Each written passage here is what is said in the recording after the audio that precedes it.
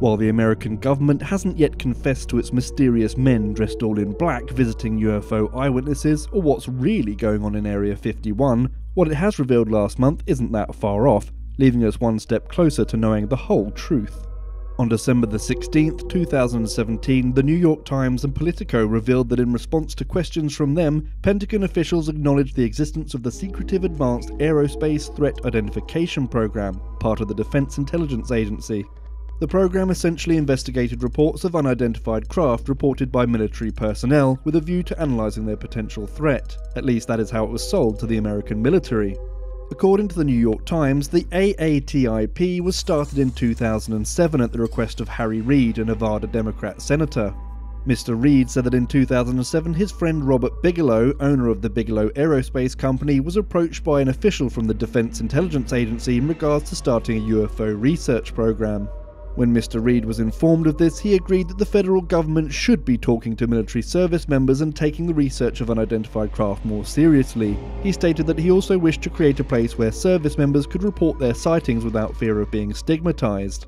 Mr. Reid, along with two other former senators and members of the Defense Spending Subcommittee, set up the AATIP using the Pentagon budget for classified programs, as none of them wished to debate their findings publicly on the Senate floor. The AATIP over the years primarily investigated reports of unidentified flying objects, or as the military now calls them, unidentified aerial phenomena, but perhaps more sensational are the events which occurred in connection with the Bigelow Aerospace Company, which was subcontracted to work with the AATIP. The New York Times has stated that under Mr. Bigelow's direction, metal alloys that had been recovered from unidentified aerial phenomena had been stored in modified buildings in Las Vegas, Nevada. Sound familiar to you? This is more than a little evocative of the events surrounding the Roswell crash of 1947, where a mysterious unidentified flying object crash-landed in the New Mexico desert, and reports of strange debris being collected by officials and taken to a secret storage location. Alongside these events, there is also a potential reference to the Men in Black, as the AATIP also claims it had researchers studying eyewitnesses for physiological changes after coming into contact with the strange objects. As well as the more mysterious operations being carried out, there is also some more tangible evidence that has been given to us, albeit unwillingly.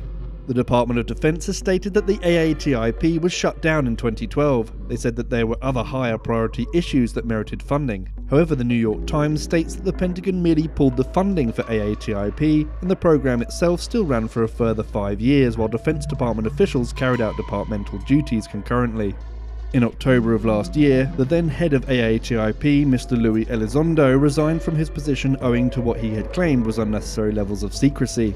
He had hitherto been pushing for the release of 3 key pieces of footage potentially showing unidentified flying craft.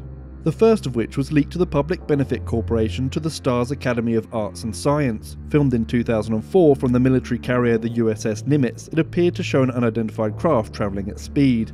We covered this story ourselves just a few weeks ago. At the time, the footage had been the topic of much debate, and there was potentially another source for the film that had been cited online.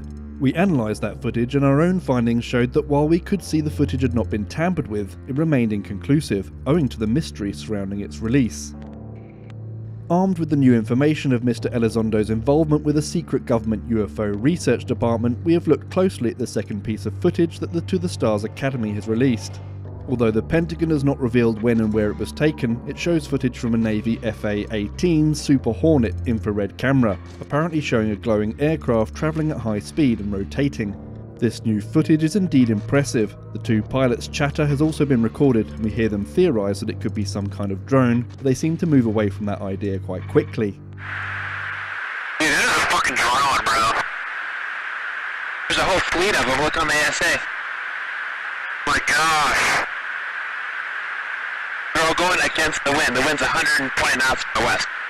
Look at that thing, dude.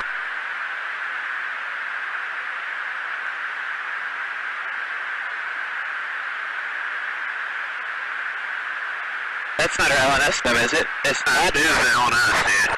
Well, if there's like... Look at that thing. It's rotating. Our own experts have analysed the footage and are at a loss to explain it. On close inspection, it is clearly not a drone. Even high-end commercial drones have a maximum controllable speed of 20 miles per hour, and at best claim to be able to remain still against 40 mile per hour wind. The pilots and the data on their screens show that the wind speed that day was 120 knots, and the object was flying and manoeuvring against that. As it rotates, it is clearly a round object that at first appeared to be a disc shape. We could see no evidence of tampering, and the source does seem to be legitimate footage. Unable to produce any alternative theories, we have concluded that this is possibly the strongest piece of evidence for a wholly unexplainable craft we've seen. So, they've impressed us with some incredible footage, but what does it all really mean? The US government investigating aerial phenomena is hardly a surprise or even new news. They have some form in this regard. The New York Times article itself even references Project Blue Book and the 12,000 investigations into potential UFO sightings which the United States government has been interested in since 1947. They also point out that researching UFOs is hardly even revolutionary, with many other countries, from superpowers to tiny nations, all having some form of UFO research program of their own, and most of which are considerably more open with their information on their findings. Even the most hardened skeptic would be hard-pressed to say it wasn't a good idea for the military to investigate unidentified craft, in case they could be foreign threats. So for us, the revelation of the existence of the AATIP is somewhat anticlimactic. However, there are a few notable points to come out of all of this. The Bigelow Aerospace Company teasing us with ideas of warehouses containing alien material. There's the researchers and reports of people having been physically affected by the materials, and most of all, there's the new, very compelling footage. Some people online have argued that this is a soft open. The US government is feeding small dribs and drabs of very uninteresting information to prepare us for a much larger, much more earth-shattering reveal. Others say that this is just a greater insight to the banal machinations of government. Whatever it is, if it keeps bringing us quality footage, we will be more than interested to keep watching. So what do you think of the Advanced Aerospace Threat Identification Program? Revolutionary new X-Files information, or is the US playing catch-up with regards to sharing its UFO investigations? Let us know in the comments below, and let's have a discussion on what's really going on out there. If you enjoy our videos, please consider helping us reach more paranormal enthusiasts by sharing our videos on social media. Use the hashtag #RAParanormal, and we'll be sure to thank you when we can.